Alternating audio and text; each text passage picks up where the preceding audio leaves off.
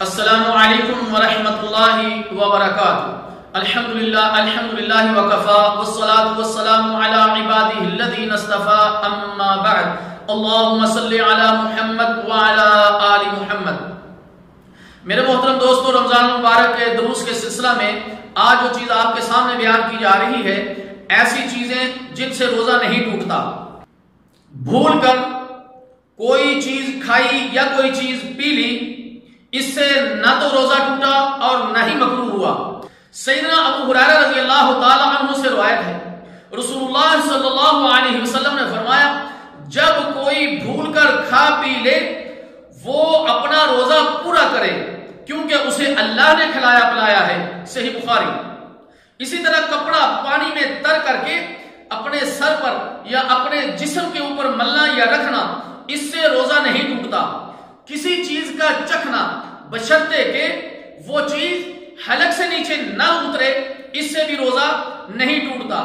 ٹھنڈا پانی سر پر ڈالنا یا جسم پر ڈالنے میں کوئی حرج نہیں۔ سر میں تیل لگانا، کنگھی کرنا، آنکھوں میں سرما ڈالنا، کان میں دوائی ڈالنا یا جو ہے وہ آنکھ میں دوائی ڈالنا، اس سے بھی روزہ نہیں ٹوٹتا۔ سر میں تیل لگانا، کنگھی کرنا، آنکھوں میں سرما لگانا، ان سے روزہ نہیں ٹوٹتا۔ صحیح بخاری۔ ٹیسٹ کرنے کے لیے خون نکالنا، غیر غذائی ٹیکے لگوانا، جسم یا کپڑوں پر خوشبو لگانا، آنکھ اور کان میں دوا کے قطرے ڈالنے سے روزہ نہیں ٹوٹتا۔ اگر روزے میں خود بخود قے آ جائے تو روزہ نہیں ٹوٹتا، اور اگر قصدن جان بوجھ کر قے کی جائے تو روزہ ٹوٹ جاتا ہے، اور اس کی قضا رمضان کے بعد ضروری ہے۔ سنن احمد۔ روزے کی حالت میں مسواک کرنا جائز ہے۔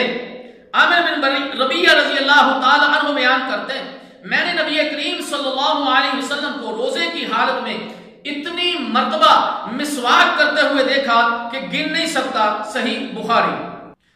اور جو چیز لوگوں میں پھیلی ہوئی ہے کہ روزے دار مسواک نہیں کر سکتا، یہ بات غلط ہے۔ اس شخص کا روزہ رکھنا صحیح ہے جس پر رات کو غسل فرض ہوا اور وہ طلوع فجر سے پہلے بیدار ہوا۔ اب اگر غسل کرے تو سحری کا وقت جاتا ہے تو وہ پہلے سحری کرے، اس کے بعد پھر غسل کر کے نماز پڑھ لے، اس لیے کہ غسل کا جو تعلق ہے وہ نماز سے ہے، سحری سے نہیں ہے۔ سیدہ عائشہ صدیقہ رضی اللہ تعالی عنہ بیان کرتی ہیں، رسول اللہ صلی اللہ علیہ وسلم بغیر احتلام کے حالت جنابت میں صبح کرتے، پھر روزہ رکھ لیتے۔ صحیح بخاری۔ سیدہ عائشہ صدیقہ رضی اللہ تعالی عنہ فرماتی ہیں، رسول اللہ صلی اللہ علیہ وسلم حالت جنابت میں کھانا یا سونا چاہتے تو پہلے نماز کی طرح وضو فرما لیتے۔ صحیح مسلم۔ روزے کی حالت میں احتلام ہو جائے تو روزہ نہیں ٹوٹتا، اس کو غسل کر لینا چاہیے۔ روزے کی رخصت کا بیان۔ جن لوگوں کو روزہ نہ رکھنے کی رخصت ہے، مثلا بیمار، مسافر، بوڑھا، حاملہ اور مرضعہ یعنی دودھ پلانے والی کے لیے رخصت ہے کہ ان وقتوں میں وہ روزہ نہ رکھیں۔ اسی طرح سفر میں روزہ رکھنا اور چھوڑنا دونوں درست ہیں۔ بی بی سیدہ عائشہ صدیقہ رضی اللہ تعالی عنہ فرماتی ہیں کہ حمزہ بن عمرو اسلمی رضی اللہ تعالی عنہ نے نبی کریم صلی اللہ علیہ وسلم سے پوچھا کہ میں سفر میں روزہ رکھوں، اور وہ کثرت سے روزہ رکھنے والے تھے، تو رسول اللہ صلی اللہ علیہ وسلم نے ارشاد فرمایا، اگر چاہے تو رکھ لے اور اگر چاہے تو نہ رکھ۔ صحیح بخاری۔ ابن عباس رضی اللہ تعالی عنہ بیان کرتے ہیں، نبی کریم صلی اللہ علیہ وسلم نے رمضان مبارک میں مکہ پر چڑھائی کی تو روزہ رکھا ہوا تھا۔ جب مقام قدید، جو قدید اور اسوان کے درمیان ایک چشمہ ہے، وہاں پر پہنچے تو مغرب سے پہلے روزہ کھول دیا اور اس کے بعد پورا مہینہ روزے نہیں رکھے۔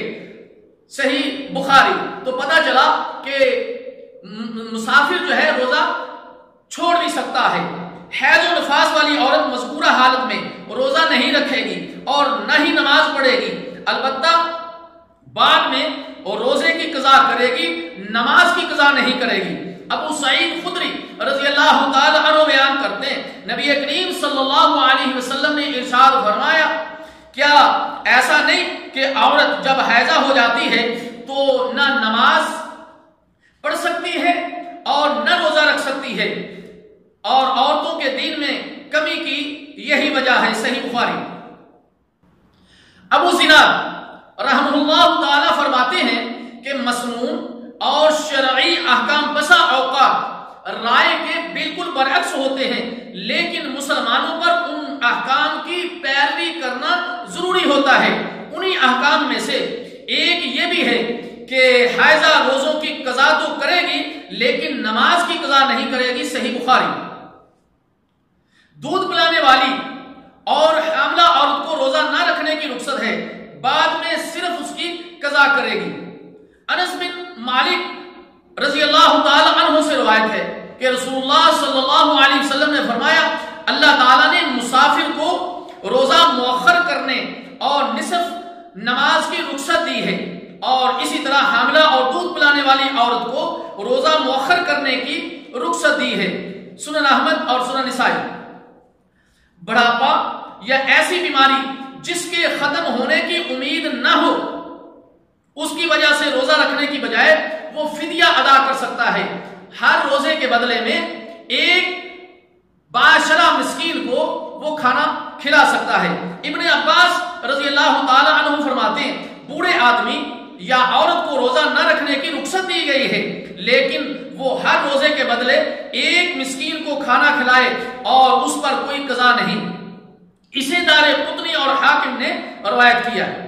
ایک ضروری مسئلہ ایسے تمام احکام جن میں روزے کی رخصت ہے مثلا بیماری، سفر، بڑھاپا، جہاد اور عورت کے لیے حمل اور رضاع یعنی دودھ پلانا وغیرہ کے ہوتے ہوئے اگر کوئی شوق سے روزہ رکھ لیتا ہے لیکن بعد میں اس کو روزہ رکھنا مشکل ہو جائے تو وہ روزے کو توڑ سکتا ہے اور اس صورت میں رمضان مبارک کے بعد اس کی قضا دینی ہوگی.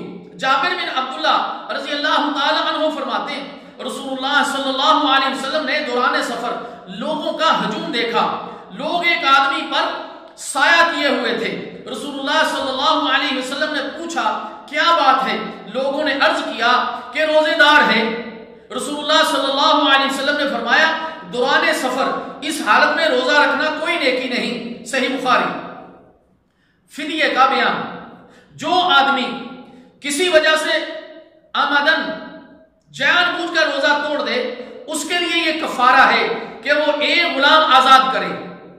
اگر یہ طاقت نہ ہو تو وہ 2 ماہ کے مسلسل روزے رکھے.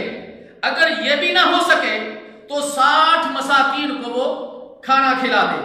اللہ تعالیٰ جل شانہ سے دعا ہے کہ اللہ تعالیٰ ہمیں بتلائے ہوئے ان مسائل کو سمجھنے کی اور عمل کرنے کی توفیق عطا فرمائے. والسلام علیکم ورحمۃ اللہ وبرکاتہ.